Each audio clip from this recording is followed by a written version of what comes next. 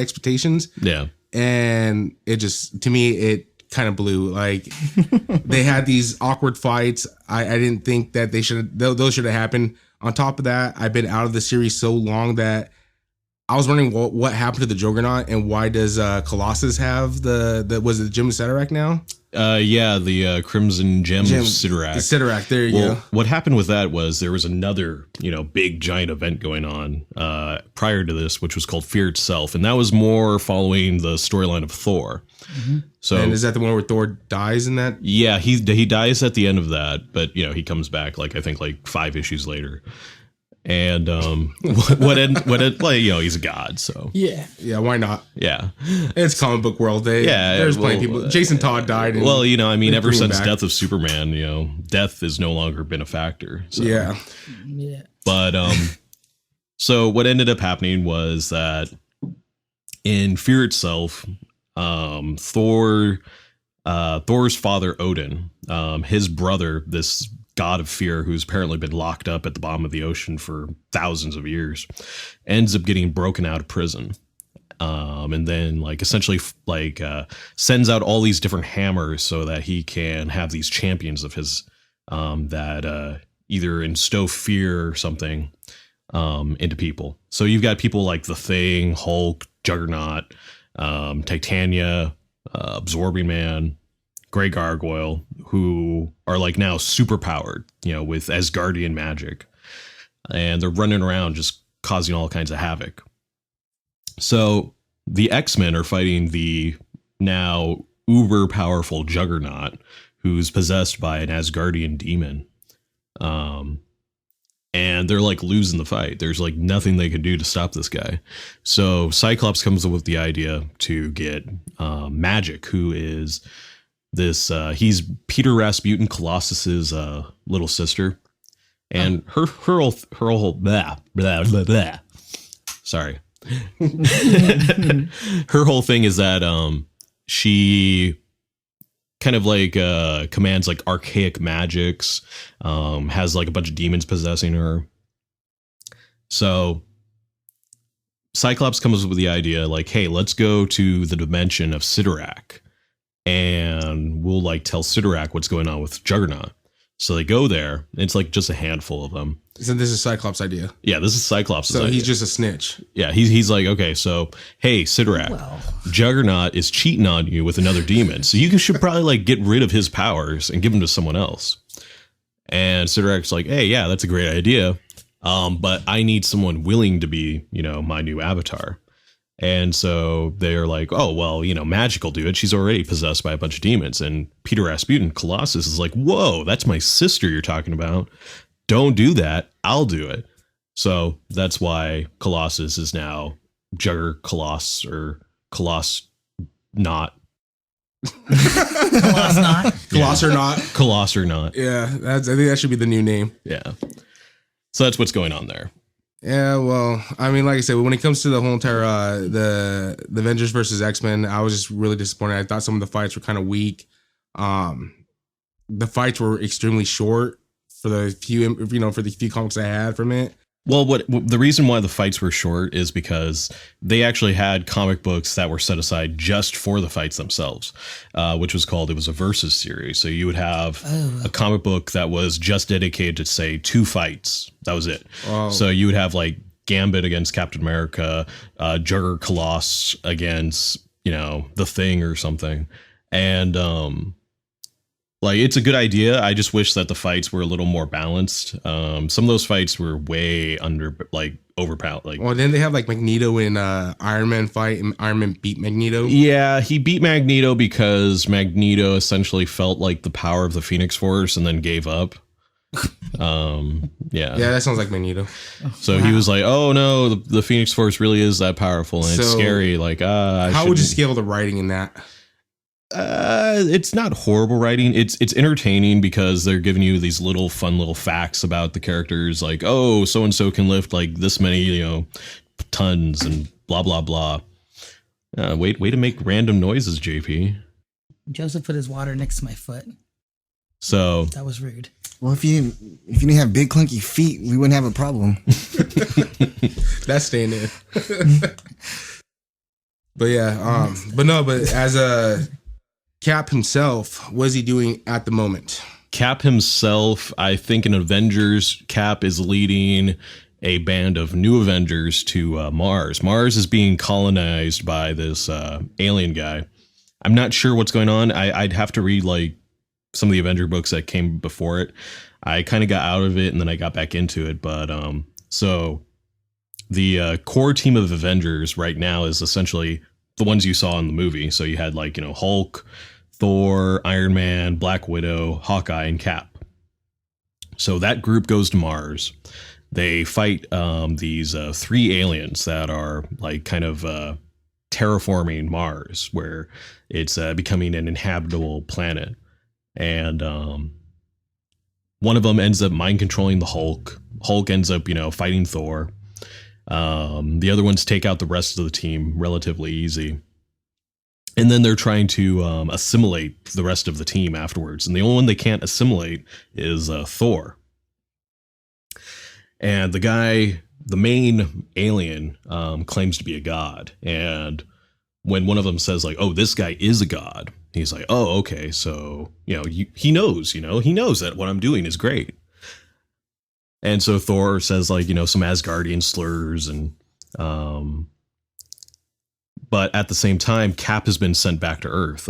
He's the only one who survived the fight, and he's gathering like some, I guess for like lack of a better word, like B level or C level, like, heroes that usually wouldn't get their own title. They wouldn't get, like a star the Wasp or no, like even lower than that. Like, people who know the Avengers like know who Wasp is, but if you are not like a heavy Marvel fan, you wouldn't know who any of these characters are. It's like you've got there's a Smasher. Nope.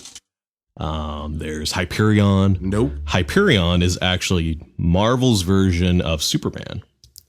He actually comes from a different universe where he is like their superhero. I dislike him already. And he's leader of their version of the Justice League. It's called the Squadron Supreme. And they've got their own Batman. They've got their own, Green Lantern, Wonder Woman, who's like Power Princess, and then Nighthawk. It sounds like flea market toys. Yeah. And so they're all trapped in the Marvel universe, and they're constantly getting into fights with the Avengers. And that actually came across because the writer of Avengers at the time was friends with the writer of the Justice League.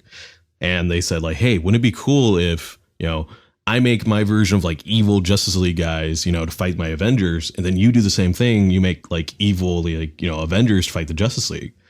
And everything was going cool. But I guess like DC had like a different storyline in mind. And they didn't end up making their own evil Avengers until the early 2000s. And so like DC's Avengers were like, there was Viking, Soldier, Robot. They really went cheap on that. Wow. Yeah, well, DC's known to make it. I mean, I'm a huge DC fan, but I mean, the movies can tell alone that they're known to make some big mistakes, Yeah. Christopher Nolan, don't get me wrong, I think the movies were awesome. Batman was totally different. It's not the same Batman as the comic book Batman. Not at all. Not at all. He's. But you like Batman and Robin, right? And Batman Forever, right? 'Cause those were gems. Those were gems. Like I said, and this was the last podcast we're having Joseph on. So oh, you just bring that to us. So, like I said, DC's been known to make their major mistakes when they could have actually done something great with these ideas. They end up just pooping stuff out. Yeah, well, I mean, like DC's not in charge of their studios, right? Warner Brothers. It's Warner Brothers, Warner right? Brothers, Yeah. They try to do more kid friendly stuff if they can get away with it. Which I'm really happy that Christopher Nolan did something that was really gritty, Yeah, but I mean, when you look at like say the Tim Burton one back in 1989, at the time that was really gritty. Yeah, I mean, the time like, it was really. It was like super dark and like parents wouldn't even like let their kids watch it because it still holds up to today. I mean, Yeah. Jack Nicholson as Joker was awesome. I mean, No. And I don't really think it's fair to compare like Jack Nicholson's Joker to say like Heath Ledger. totally different. They're two different Jokers. Yeah, it's a different take on the same premise. Well, same thing with the Batman. I mean, the Bruce Wayne and Tim Burton's films, he was actual detective. He was an actual inventor. Alfred didn't play the biggest big parts as he did in the Christopher Nolan, where Christopher Nolan tried to make it more realistic, where Batman couldn't be an inventor and a detective. Like he couldn't be everything. He couldn't be everything. Alfred took place as basically the detective. Didn't Alfred let Vicky Vale into the Batcave? Oh yeah, yeah. Alfred. Well, Alfred, he can do whatever he wants. Yeah, it's Alfred. Yeah, but I mean, like that's like rule number one, broken. Like, don't let anyone in the Batcave. Yeah, I know. That's like being in Fight Club and going around telling everybody you're in Fight Club. Yeah. Which we did. Fight Club, everyone forget that part. Okay, so we're going to talk about this Christopher Nolan's Batman and Marvel Studios Captain America. Do you want to start off with kind of explaining who the Nolan Batman is and like what are his like pros and cons? Oh, he got some good pros and got some bad cons. So just off to name a few, Christopher Nolan's Batman is more set in a realistic world. I mean, there's some things that are questionable. That's more of a con though. Yeah, but it's the same thing. People can relate to it more because it kind of makes you have that idea, the feel that, hey, I'm a normal guy. I can do this. I can do that same thing. I mean, even though the Batman in comic books is supposed to give that same feeling too, but it is set in a comic book world where he can go around, fight Superman and beat the crap out of him, and then go, the next day and go fight Penguin just because he can, In this one, the villains come too far apart. Like, from the first and second movie is only a year apart. From the second to the third movie, it's 8 years apart, and he actually disappears for those 8 years. The Christopher Nolan Batman, it's supposed to be a little bit more realistic. He is a master ninja, if you want to call him that. He's a martial artist. He got trained by Henry Deckard, which was Ra's al Ghul in the first movie. So that's his major, the major pro he has. Like, he's supposed to be trained by the best. So when it comes to fighting, that's where he gets a good one up on most people. Wouldn't you say that he like technically didn't graduate out of like ninja school? Oh no, he failed at the end. He got an F at the end. He did everything he was supposed to do, but except for kill a dude. Yeah, I was gonna say you can't really say he failed. I mean, he still got all his training. But I mean, if you're basing it off of like the criteria of the ninja school itself, like just that, like not moral settings, like just like, okay, this is what you need to do to pass ninja school. You need to kill this random dude. And then you get your diploma and you can get out of here. Yeah. Go save Gotham. Yeah. And then it's like, oh, well, I'm not doing that. Okay, you failed. You're not, you're a dropout. I failed to do my final. Yeah. Well, he burnt the whole school down. Yeah. I mean, so that's there's no proof that he failed. Yeah, all the transcript got lost. They're just burnt in the fire now.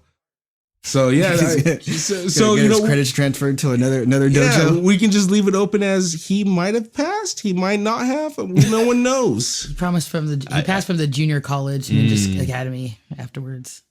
But yeah, like I said, some of the major cons is it does come down to it is based on the real world, especially fighting up one-on-one against someone that was meant to be in the comic book world, even in the movie versions, Gadget wise, he has plenty of gadgets in the movies, which were freaking awesome. Would you like to name a few?